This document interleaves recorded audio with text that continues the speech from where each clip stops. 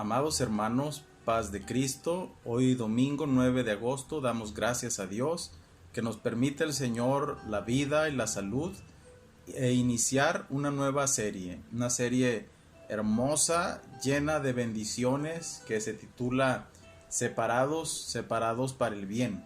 Y el primer tema de esta serie que estaremos presenciando en cada altar familiar, en cada hogar, es ¿qué es la santidad? ¿Qué es la santidad? Vamos a hablar acerca de la santidad, un tema muy importante, muy relevante para nuestra vida cristiana. Como hijos de Dios debemos de caminar en santidad, y la base bíblica la encontramos en Isaías capítulo 35 verso 8. Dice así: allí habrá una calzada, un camino, y será llamado camino de santidad. El inmundo no transitará por él, sino que será para el que ande en ese camino.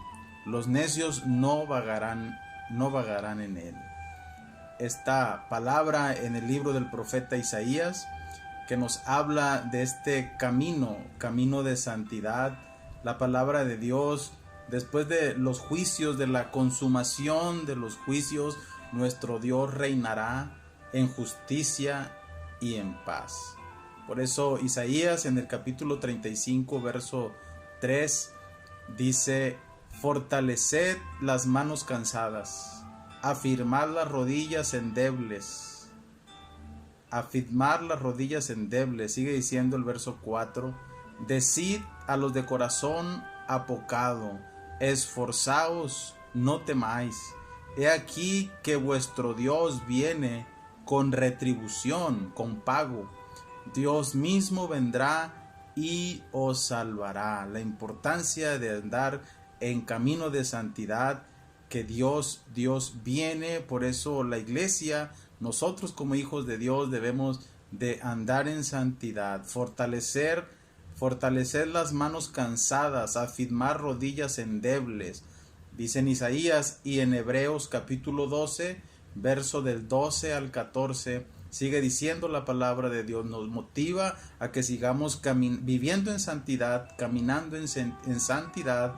Dice el verso 12: por lo cual levantad las manos caídas y las rodillas paralizadas, y haced sendas derechas para vuestros pies, para que lo cojo no se salga del camino, sino que sea sanado. Seguid la paz con todos y la santidad, sin la cual nadie verá al Señor.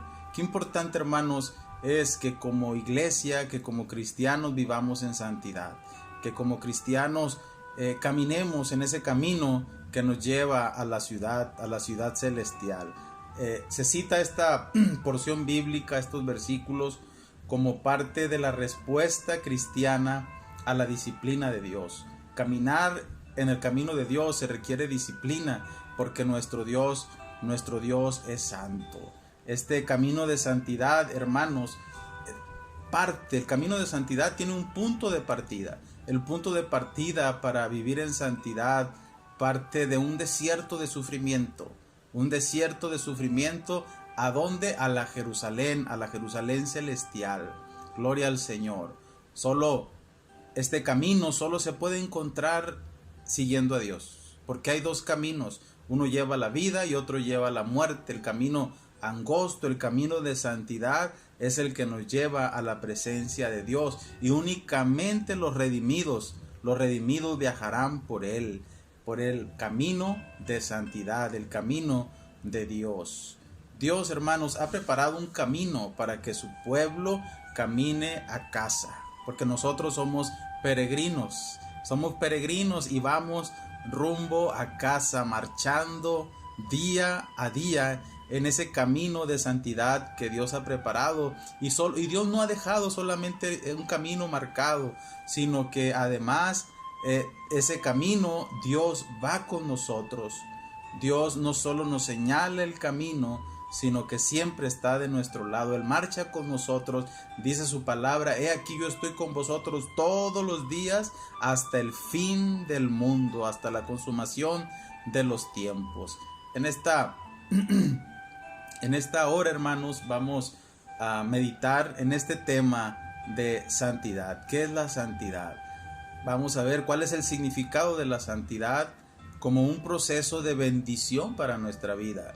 El vivir en santidad no es una imposición, es un proceso de bendición. Es un proceso de bendición para nuestra vida. Debemos de comprender que vivir en santidad desde el punto de vista bíblico y desde la visión divina es sumamente importante para un cristiano, para aquellos que hemos sido escogidos y hemos sido apartados de entre los demás.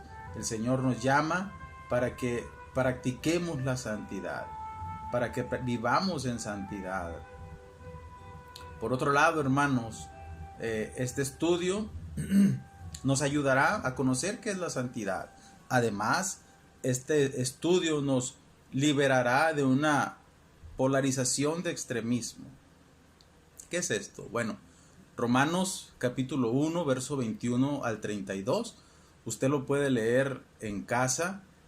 En estos versos de la palabra del Señor, de Romanos capítulo 1, verso 21 al 32, la palabra del Señor nos habla, el apóstol Pablo con toda claridad nos describe la inevitable espiral descendiente del pecado.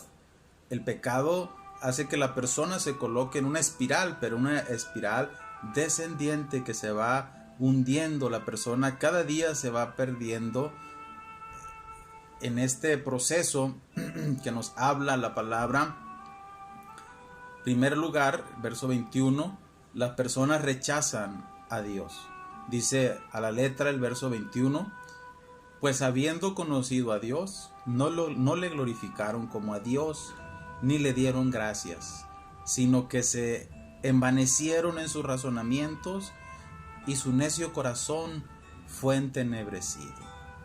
Después de esto, hermanos, de que el hombre, habiendo conocido a Dios, no le glorificó, no le dio gracias, sino que se envanece en sus razonamientos, su necio corazón, dice la palabra, fue entenebrecido.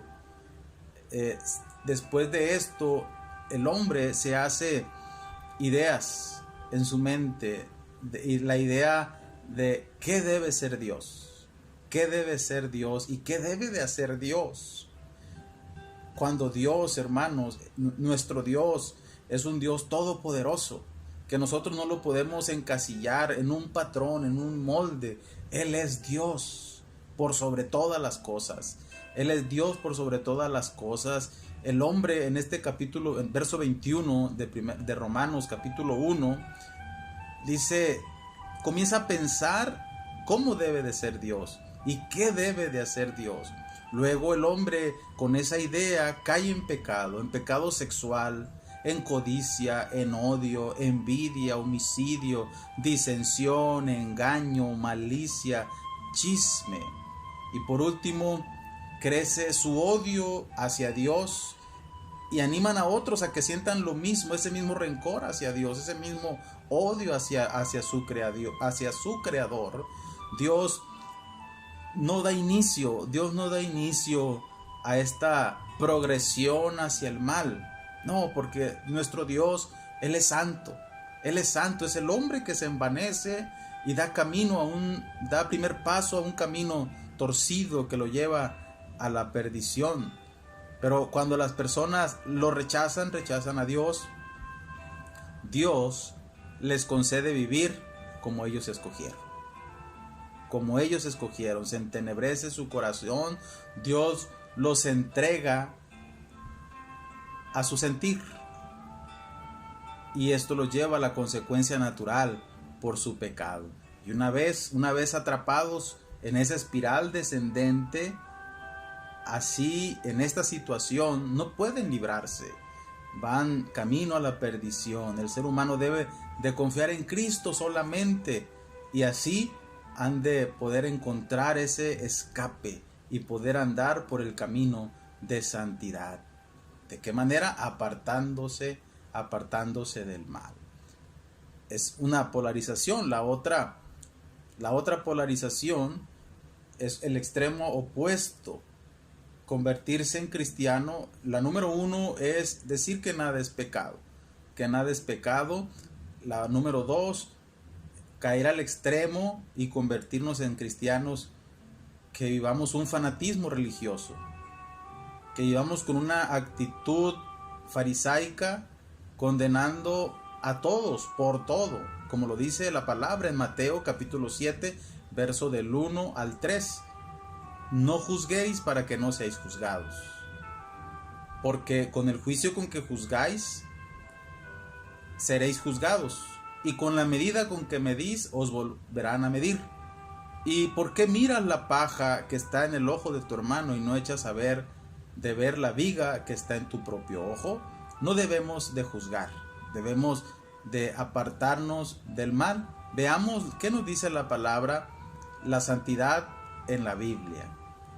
La santidad en la Biblia quiere decir separación. Separación en hebreo, separación o perfección, y pureza en griego. Se refiere a lo que se separa del uso común y ordinario y se dedica a un uso especial y diferente. La santidad, hermanos, viene de Dios. Él es quien nos da esa santidad, que nos consagramos a Él, porque escrito está, dice en Primera de Pedro capítulo 1, verso 14, porque escrito está, sed santos, porque yo soy santo, dice el Señor. El Dios, hermanos, de nuestra iglesia, nuestro Dios, Él es santo. Y Él determina las normas. Nuestro Dios determina las normas para la moralidad. A diferencia de los dioses paganos del primer siglo, nuestro Dios es un Dios de misericordia y de justicia. Un Dios de misericordia y de justicia. Él es santo y cuida permanentemente a cada uno de sus hijos. Santidad significa apartados del pecado y de su influencia. Lo que nos hace diferentes, hermanos, son las virtudes de Dios aplicadas a nuestra vida. A nuestra vida, no el creernos santos, no el decir yo soy santo, no.